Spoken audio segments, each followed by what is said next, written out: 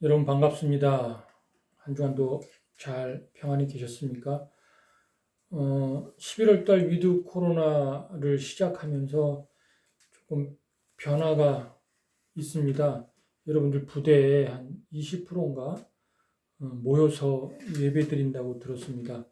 주보 순서에 따라서 예배 드리면서 또 제가 이제 설교로 이렇게 보내드리는데 이 예배 시간을 통해 저와 여러분이 동일한 은혜를 받았으면 좋겠습니다. 그리고 여러분의 심령 속에 하나님의 말씀이 차곡차곡 쌓여지고 또 깊이 새겨지는 그런 시간이 되었으면 좋겠습니다.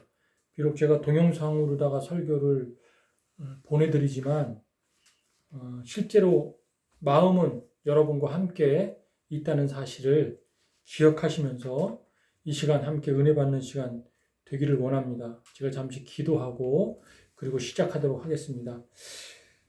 사랑의 하나님, 한 주간도 우리를 지켜 보호하여 주셨다가 또 이렇게 주일날 함께 모여 예배 드릴 수 있게 하심을 감사를 드립니다.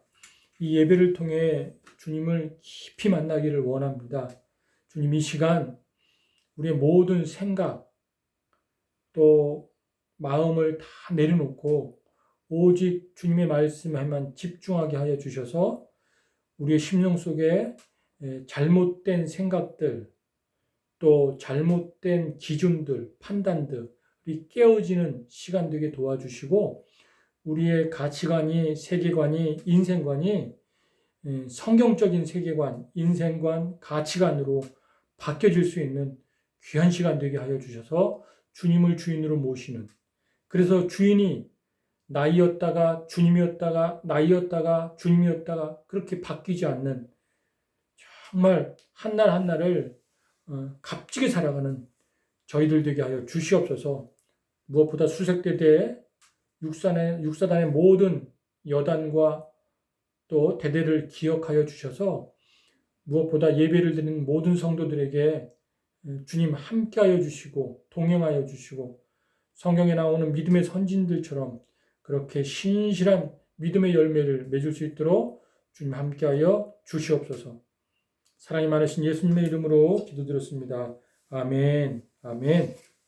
자, 여러분, 누군가가 여러분에게 그리고 저에게 예수를 왜 믿습니까? 신앙생활을 왜 합니까? 라고 질문을 한다면은 저와 여러분은요, 정말 단호하게 또 확실하게 이렇게 좀 말할 수 있어야 됩니다. 뭐라고 말하냐면 예수를 믿는 거는요, 내 의를 내려놓고 하나님의 의를 붙들고 쫓아서 사는 것이다.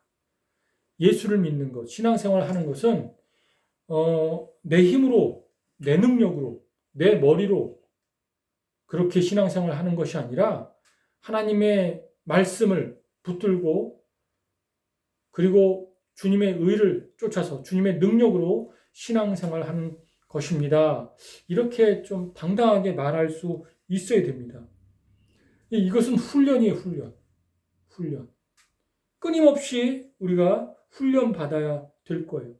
왜? 우리는 끊임없이 막 내 타락한 자아, 또 타락한 본성으로 막 하려고 해요. 아무리 일이 잘 돼도 결국은 내 자랑이요. 내 의가 드러나는 거예요. 결국은 주님 앞에서 주님을 까마득하게 잊어버리고 죄악된 삶을 반복해서 살아갈 수밖에 없는 거예요.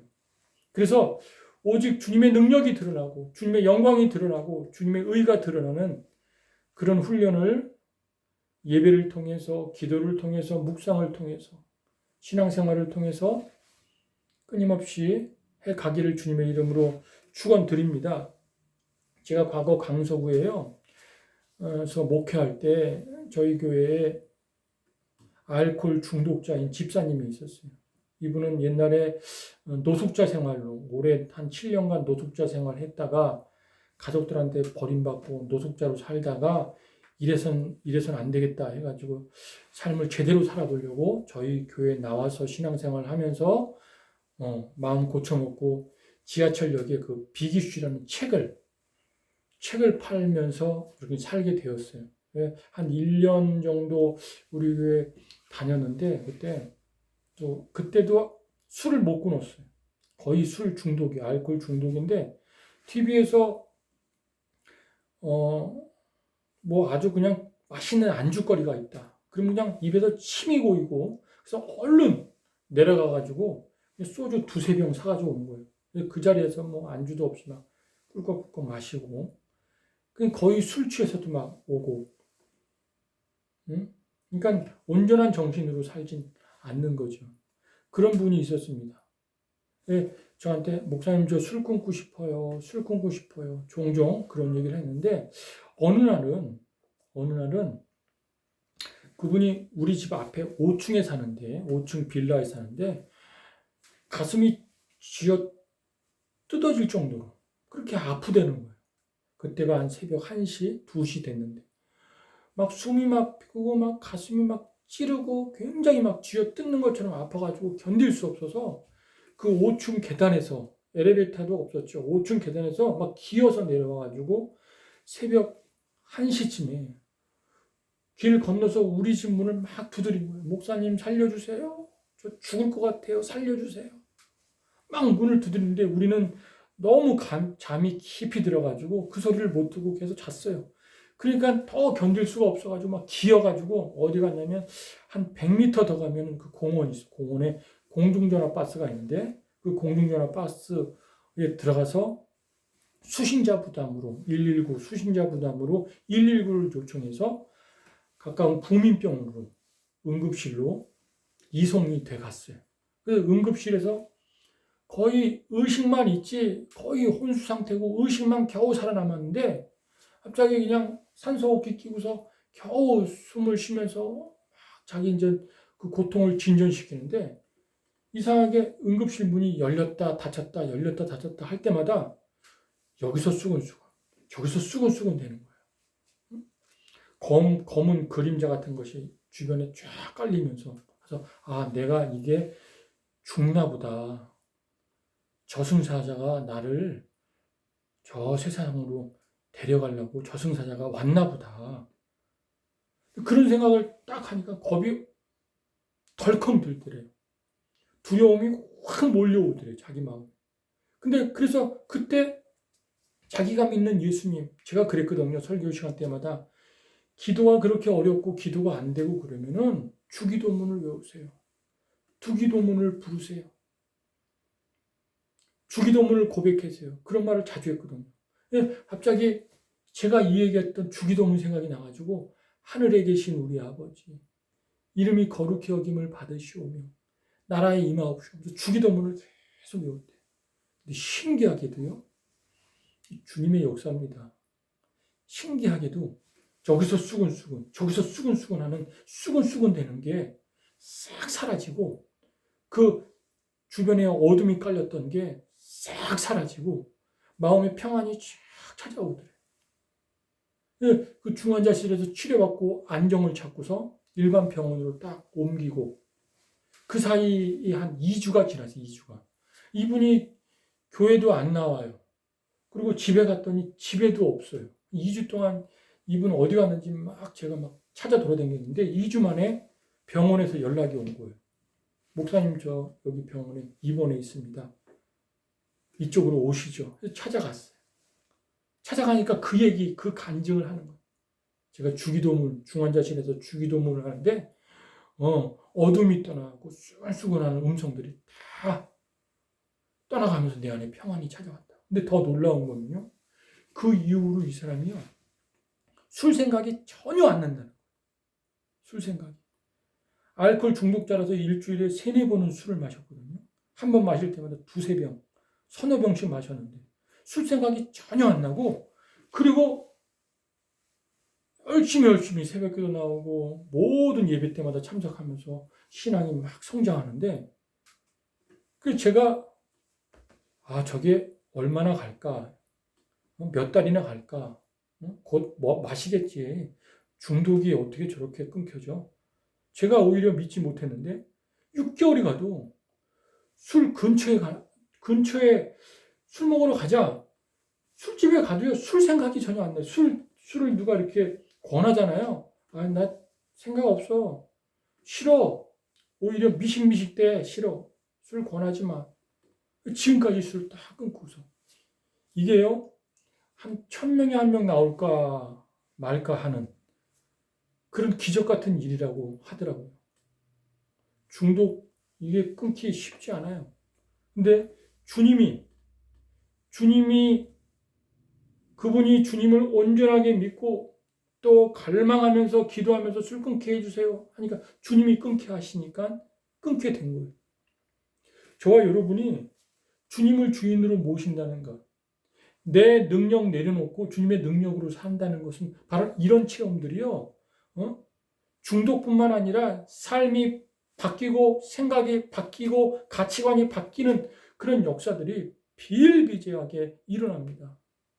우리가 살면서 아무리 합리적이고 합당하게 산다고 도덕적으로 산다 할지라도요, 우리의 바꿔야 될 생각들, 바꿔야 될 나의 잣대나 기준들 얼마나 많은지 몰라요. 그걸 성경을 통해서 하나하나 바꿔갔으면 좋겠습니다. 그것은 주님의 능력이 나에게 임할 때, 내가 주님을 정말 신실하게 주인으로 그렇게 삼을 때, 그런 역사가 일어날 줄로 믿습니다. 자, 오늘 본문 로마서를 보면요, 로마서 10장 5절과 8절까지는요, 사도 바울이 신명기 30장 말씀을 모세의 글을 인용한 거예요. 사도 바울이 모세의 글을 인용해서 이렇게 말합니다. 5절에서 8절까지 제가 읽어보겠습니다. 모세가 기록하되 율법으로 말미암는 의를 행하는 사람은 그 의로 살리라 하였거니와 믿음으로 말미암는 의는 이같이 말하되 내 마음에 누가 하늘에 올라가겠느냐 하지 말라 하니 올라가겠느냐 함은 그리스도를 모셔 내리려는 것이요 혹은 누가 무저갱에 내려가겠느냐 하지 말라 하니 내려가겠느냐 함은 그리스도를 죽은 자 가운데서 모셔 올리려는 것이라. 그러면 무엇을 말하느냐? 말씀이 내게 가까워 내 입에 있으며 내 마음에 있다 하였으니 곧 우리가 전파하는 믿음의 말씀이라. 자, 사도 바울이 왜 이 모세의 글을 인용했냐면요, 그 위에 4절 말씀 때문에 그렇습니다. 이 4절에 보면 예수 그리스도께서 율법의 마침이 되었다, 이 말씀 때문에 사도 바울의 모세의 글을 인용을 했어요. 이건 뭘 의미하냐? 예수 그리스도께서 율법의 마침이 되었다, 이 말씀과 이 모세의 글, 지금 읽었던 인용한 모세의 글과 깊은 상관관계가 있다는 뜻이에요. 어떤 상관관계가 있느냐? 이것을 좀 자세히 알기 위해서 신명기 30장 모세의 글을 인용한 그 모세의 글을 좀 보겠습니다. 11절에 보면 내가 오늘 네게 명령한 이 명령은 네게 어려운 것도 아니요 먼 것도 아니라. 자, 이 명령, 모세가 네게 명령한 이 명령은, 이건 율법을 말해요. 율법. 이 율법은 모세가 말하기를 어려운 것도 아니고 그리고 먼 것도 아니라, 어려운 것도 아니라는 말은 쉽다는 거예요. 어렵지 않고 쉽다는 거예요. 먼 것도 아니라, 이 말은 가깝다는 거예요. 그러니까 율법이 어렵지 않다. 율법이 쉽다. 쉽고 그리고 가깝다. 너에게 가깝다. 이렇게 말하는 거예요.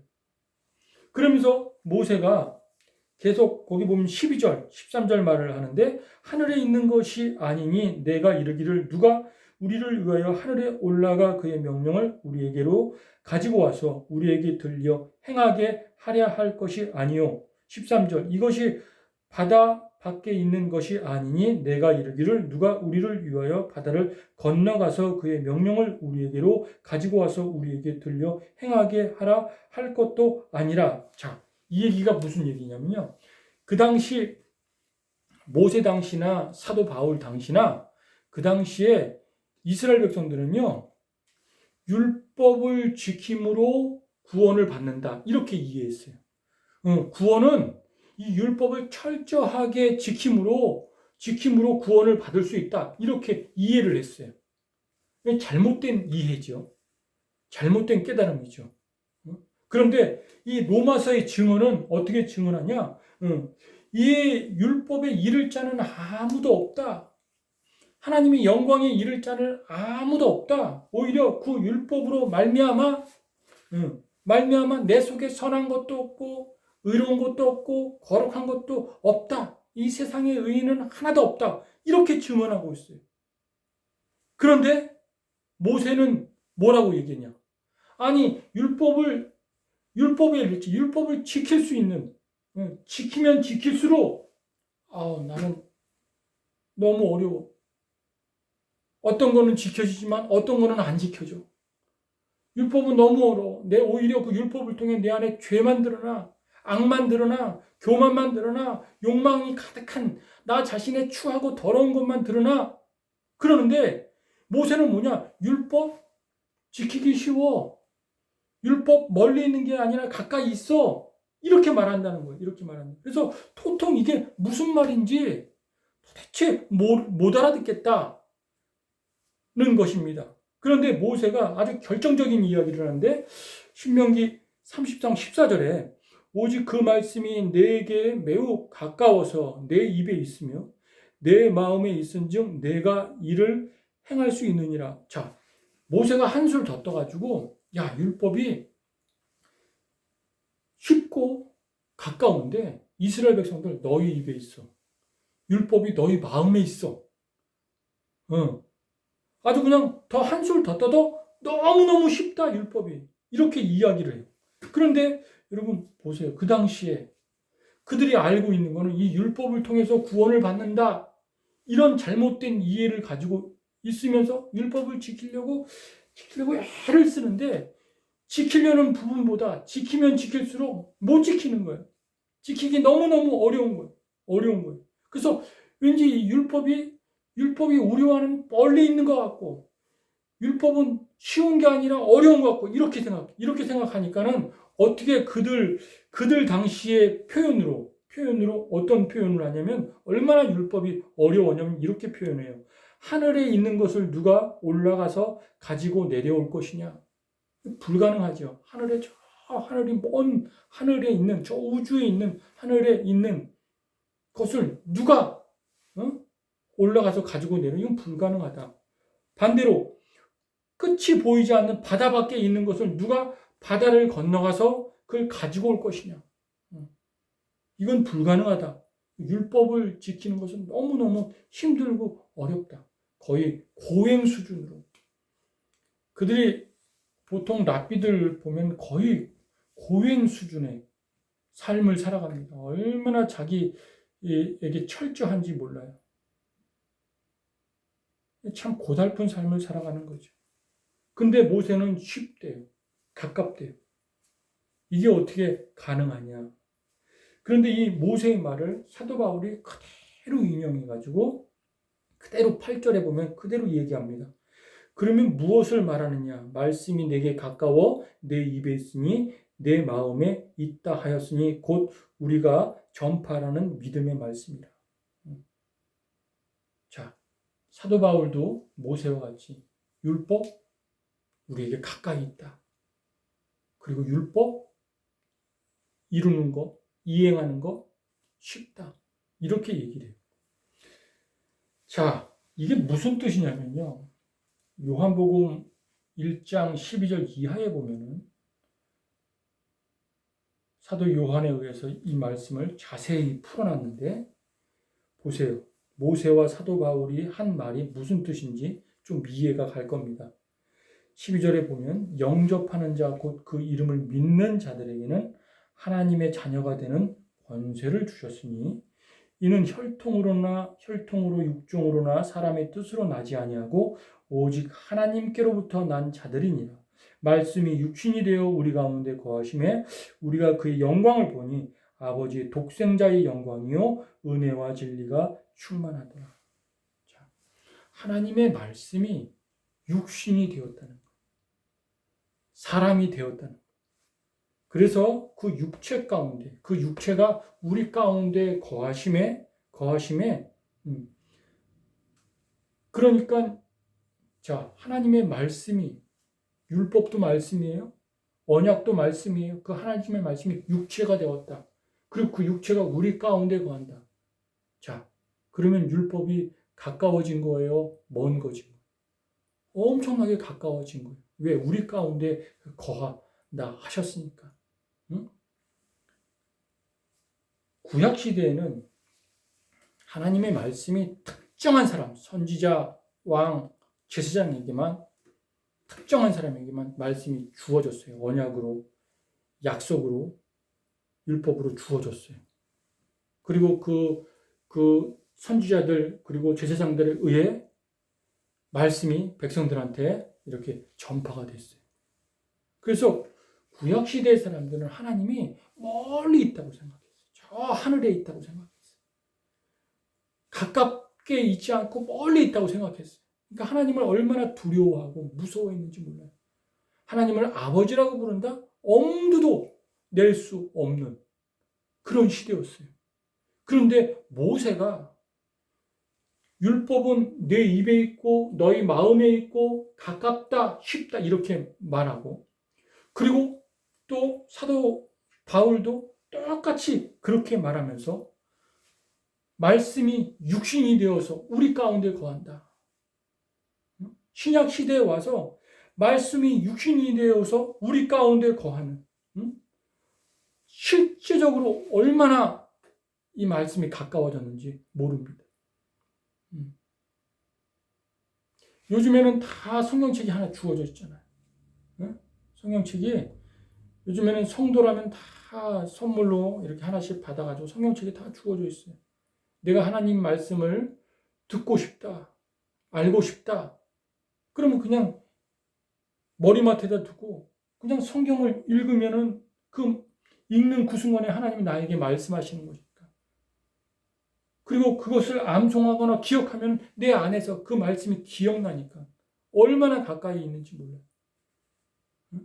그것도 그 말씀인 육신이 되신 예수 그리스도가 내 안에 오셨다는 것. 이거는 놀라운 기적이고 놀라운 일입니다. 우리가 주님을 믿는다는 것, 말씀을 믿는다는 것은요, 내 안에 예수 그리스도를 모셔드리는 거예요. 그리고 또 예수님이 뭐라고 그러냐면 수고하고 무거운 짐진 자들아 다 내게로 오라. 내가 너희를 쉬게 하리라. 내 멍에는 쉽고 가벼우니 내게로 와서 배우라. 자, 예수님이 우리를 초대하는 거예요. 예수님의 초대입니다. 자, 여기서 수고하고 무거운 짐진 자들은요, 누구를 가리키냐? 그냥 이 세상이 너무 고달퍼서 눈물을 흘리고 시련을 당하고 아프고 괴로워하고 그런 수고하고 무거운 짐진 자들을 가리키는 게 아니라 이스라엘 백성들, 그 당시 이스라엘 백성들이 율법의 그 행위를 통해서 구원을 얻으려고 하는 그래서 율법이 너무 무거워서 그 율법을 지키려는 수고, 그 율법을 행위를 통해서 감당하려는 그 수고가 무거운 짐이 돼서 그냥 낑낑낑대면서 신앙생활하는 그들을 향해 수고하고 무거운 짐진 자들아 라고 예수님 부르는 거예요. 불러서 뭐라고 얘기하냐? 내 짐은, 내가 진 짐은 쉽고 가볍다. 내 멍에는 가볍다. 그러니까 믿음이 얼마나 쉽고 가벼운지 모른다. 행위보다 믿음이 얼마나 쉽고 가벼운지 모른다. 항상 신앙생활은 믿음이 먼저다. 뭔가를 행하기보다 믿음이 먼저다. 그거를 강조하고 있는 거예요.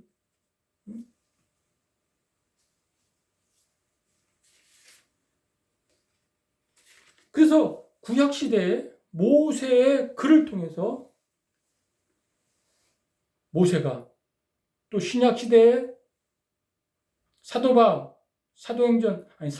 로마서의 글을 통해서 율법은 쉽고 그리고 가볍다. 그렇게 이야기를 하고 있는 거예요. 가깝다. 그 이야기를 하고 있는 거예요. 여러분, 이 부분이 너무 중요해요. 이 부분이. 여러분들이 예배를 들을 때, 또 말씀을 들을 때 하나님 말씀이 막 어렵게 들리거나 무겁게 들리거나 그러면 문제가 있습니다. 이게 쉽게 이해가 되어지고 깨달아지고 믿어지는 그런 은혜가 있기를 원합니다. 이게 참 이게 참 중요한 내용인데 왜 중요하냐? 제가 다시 설명하면 하나님께서 타락한 그 아담의 후손들을 버리지 않으시려고 하나님께서 구약의 선지자들을 쭉 세워놨어요. 구약의 선지자들을 한 줄로 쭉 세워놓고 마치 그 개주경기 알죠? 개주경기를 하는 것처럼 구약의 선지자들한테 바톤을 다 하나씩 바톤을 딱 줬어. 한 선지자에게 바톤 주고 그 바톤을 계속 전달하도록. 그 바톤은 무슨 바톤이냐? 하나님의 말씀이라는, 하나님의 언약이라는 바톤이. 그 바톤 안에는 어떤 내용이 있냐면은 말씀이 육신이 되신 예수 그리스도가 감춰져 있는 바톤이에요. 그 바톤을 막 시대마다 이들이 달리면서 선지자들끼리 전달을 하는 거예요. 여러분, 개주 경기를 하면은 중요한 게 뭡니까? 빨리 달리는 것도 중요하지만 바톤을 잘 전하고 잘 받는 것이 되게 중요하잖아요. 빨리 달려가지고 바톤 없이 빨리 달려서 결승전에 통과하면 의미 없어요. 무효예요. 그죠? 꼭 바톤을 딱 쥐고서 그리고 경설중을 통과해야지 우승을 할 수 있는 거예요. 예, 그 당시 구약에는 이사야서, 엘리야, 엘리사, 모세, 다윗 이런 선지자들, 예레미야 이런 선지자들을 하나님이 세워놓고 말씀이 육신이 되신 예수 그리스도 감춰진 그 바톤을 가지고서 전달하도록. 이들이 시대마다 오고 가는 시대마다 막 그 바톤을 전달하는데 그 언약을 전달하는 과정 속에 누구는 목베임을 당하고 누구는 감옥에 갇히고 누구는 도망자로 살아가고 누구는 눈물을 흘리며 그냥 숨어서 지내고 하면서 고생을 엄청나게 많이 했어요. 선지자들이. 그렇게 해가지고 시작에 와서 때가 참에 말씀이 육신이 돼요. 우리 가운데 거하심에 그 영광을 보니 아버지의 독생자의 영광이요 은혜와 진리가 충만하더라.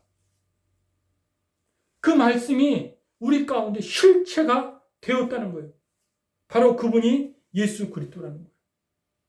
그래서 그 예수 그리스도가 인간의 모든 죄악된 본성, 타락한 본성으로 율법을 지키려고 하는 것, 구원을 얻으려고 하는 것, 또 수고와 노력으로 구원을 얻으려고 하는 모든 수고와 행위와 죄의 본성을 다 끌어안고 십자가에서 죽으셨어요. 십자가에 죽으셨어요. 그래서 그분이 율법의 마침이 되는 거예요. 율법을 완성하신 거예요. 십자가에서 다 이루었다. 내가 율법을 다 완성했다.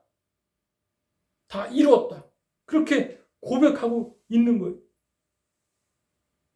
그러니 저와 여러분이 신앙생활 하는데 뭔가 뭘 막 하려고 하지 마세요. 그 전에 여러분이 주님을 믿으면서 주님의 말씀을 묵상하는 게, 그리고 그 묵상이 이 안에서 풍성해지게 연그러지는 게 우선순위입니다. 막 교회에 뭘 막 하려고 하잖아요. 그럼 그게 나중에 시간이 흐르면요, 굉장히 무거운 짐이 됩니다. 저는 신앙생활하면서 그걸 많이 겪어봤어요. 저 목회하면서 안 해봤겠어요? 바자회도 해보고 무슨 가수 불러다가 진짜 집회도 해보고 강사 불러다가 부흥회도 열어보고 했는데 하고 나면 그때뿐이야. 그 다음에 지쳐요. 힘들어요. 남는 게 없어. 남는 게. 수고하고 무거운 힘진 자들을 향해서 다 내게로 오라. 내가 너희를 쉬게 하리라.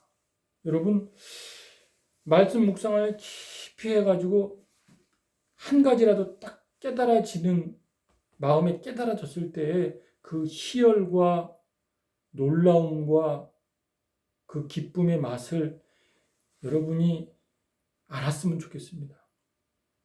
아, 주님이 마치 이런 거에 망치를 딱 얻어맞은 것처럼, 그렇구나. 아, 이거였구나. 막 생각이, 기존에 가졌던 생각이 완전히 바뀌어지면서, 무슨 보화를 발견한 것처럼, 이거였구나. 그런 발견이 저와 여러분에게 자주 일어났으면 좋겠습니다.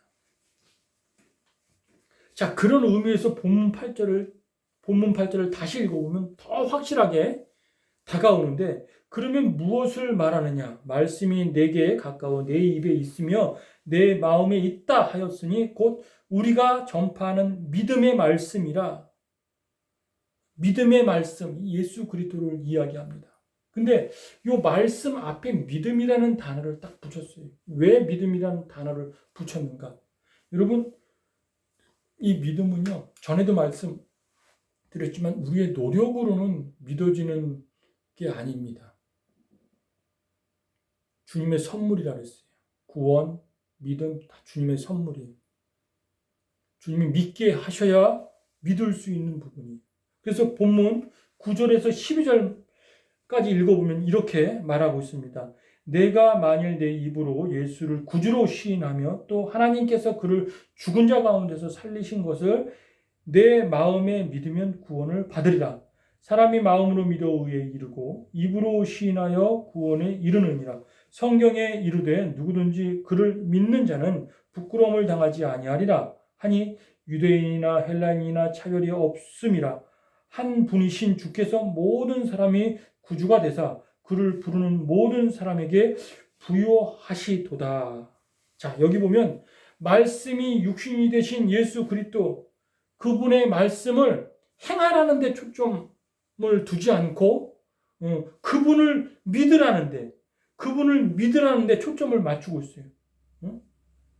여러분, 우리가 그리스도를 날마다 앙망하고 열망하고 그분을 향해 목말라 할 때 주님은 우리에게 믿어지는 역사를, 믿어지는 그 선물을 우리에게 주시는 거예요. 여러분이 주님 사랑하고 싶어요. 주님 저 믿고 싶어요. 이렇게 막 열망하고 갈망하고 그렇게 목말라 해보세요. 그럼 주님이 믿음의 선물을 주십니다. 이 믿음이 얼마나 중요한지 사복음서 보면 우리 주님께서 늘 믿음에 대해서 강조를 하는데, 저희 부부가요, 한 15년 전이죠. 한 15년 전에 몽골에 한 1년 정도 선교 사역을 감당을 한 적이 있었는데, 그때 몽골 이대교회라고 교회를 섬긴 적이 있었습니다. 예, 결혼을 늦게 해가지고 결혼하고 난 다음에 한 달 이후에 몽골 땅을 갔어요. 대한항공 타고 몽골 딱 내리는데 딱 내려서 보니까 그 양고기 냄새 있죠. 그 노린내가 그냥 몽골 코에 그냥 진동을 하면서 싹 오는데 날씨가 추워요. 문화가 다르고 언어가 다르고, 그 이레교회에서 운전 기사 한 분이 우리를 데리러 왔어요.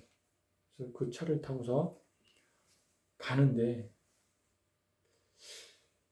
이렇게 언어가 다르고 문화가 다르고 전통이 다르고, 그리고 현지인들, 몽골 사람과 우리 한국 사람 기질도 다르고, 그리고 몽골에 대해서 아는 게 별로 없고, 그때 우리에게 절실하게 필요한 게 하나님을 믿는 믿음. 믿음이 내가 약하면은 아무것도 못할 것 같더라. 불안해서, 두려워서. 그래서 하나님의 음성에 귀 기울이게 되고, 하나님을 막 더 앙망하게 되고, 하나님, 제가 선교하러 왔는데, 또 교회를 섬기러 왔는데 내가 뭘 어떻게 해야 될지 모르겠습니다. 그런 고백이 절로 나와요. 하나님, 제 마음에 이 두려움이 믿음이 없어서 찾아오는 두려움이라면 믿음을 떨쳐버려. 아니, 이 두려움을 떨쳐 버려 주시고 믿음을 강화시켜 주시옵소서. 그래서 당당하게 주님의 이름으로 주님의 영광을 드러내게 해주시옵소서. 그런 기도가 절로 나오면서 정말 믿음의 절실함, 내가 믿음이 부족하구나, 내가 믿음이 약하구나, 이게 너무너무 느껴져서 더 믿음을 구하는 그런 기도가 절로 나오게 되었습니다. 여러분, 거기서 제가 교회를 새로 짓고 거기서 막 활동을 많이 이것저것 많이 하고 그렇게 해도요, 내 성이 안 차면은 실망하는 것들, 좌절하는 것들이 많을 거예요. 예. 현지인들 내 앞에서 막 잘하는 척 하는데 내가 안 보면 그들 막 속색이고 딴짓하고 여기저기서 막 그 교회에서 막 안 좋은 일 일어나고 안 좋은 이야기가 막 돌아다니고. 근데 내가 믿음이 없다면 내가 여기 왜 와 있지? 여긴 어디? 나는 누구? 정체성의 혼란이 일어날 거예요. 여러분, 군대에서 마찬가지예요. 정체성의 혼란? 믿음이 없으면 정체성의 혼란은 금세 일어납니다. 쉽게 일어납니다. 우리 마음은요, 좀만 어려움이 있으면 쉽게 흔들릴 수 있어요. 하나, 주님을 향해 믿음이 굳건하게 서 있으면요, 그런 일은 아무것도 아니에요. 아무것도 아니에요. 별거 아니에요. 저와 여러분이 예배를 통해서 또 기도를 통해서 말씀을 통해서 믿음이 강건해지고 또 자라나기를 주님의 이름으로 축원드립니다. 그래서 믿음의 말씀, 그 말씀들이 우리의 삶의 모든 구석구석에 보여지고 느껴지고 만져지는 그런 역사가 있기를 주님의 이름으로 축원드립니다. 축원드립니다. 잠시 기도합니다. 하나님, 오늘도 우리를 붙잡아 주셔서 우리의 노력으로 사는 것이 아니라 믿음의 말씀으로 하루하루를 살아낼 수 있도록 주님 우리와 함께하여 주시옵소서.